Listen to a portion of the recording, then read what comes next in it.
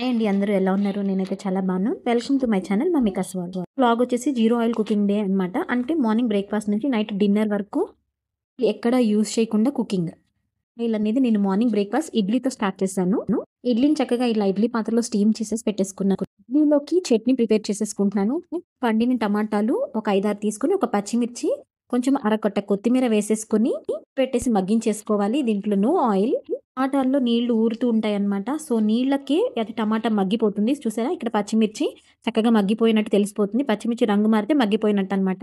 దానిలో కొంచెం వేయించుకున్న పల్లీలు వేసుకొని, ఇందాక మనం వేయించుకున్నాం కదా టమాటా, కొత్తిమీర, లాస్ట్‌లో కల్లుప్పు ఇవన్నీ యాడ్ చేసి చక్కగా మిక్సీ పట్టేసుకుంటే సో మన చట్నీ అనేది కొత్తిమీర టమాటా చట్నీ అయితే రెడీ అయిపోతుంది.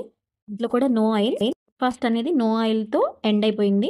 ఇడ్లీలో కొత్తిమీర టమాటా పచ్చడి వేసుకొని బ్రేక్ఫాస్ట్ అయిపోయిన తర్వాత లంచ్ ప్రిపరేషన్స్‌కి కుక్కర్‌లో అరగంట సేపు కందిపప్పు నానబెట్టుకున్నాను. అందులో ఒక ఉల్లిపాయ, 5-6 టమాటాలు, ఒక పచ్చిమిర్చి, కొంచెం పసుపు, తగినంత కారం, చింతపండు ఇవన్నీ యాడ్ చేసేసుకొని ఒకసారి మొత్తం కలుపుకొని చేత్తో పెట్టేసుకొని ఒక 5-6 విజిల్స్ అయితే రానివ్వాలి. 5-6 విజిల్స్ వచ్చిన తర్వాత మూత తీసి కొంచెం కల్లుప్పు వేసుకొని పప్పు కుత్తితో చక్కగా పప్పునంతా మెదుపుకోవాలి. ఇలా మా అమ్మ చిన్నప్పుడు చేసేది.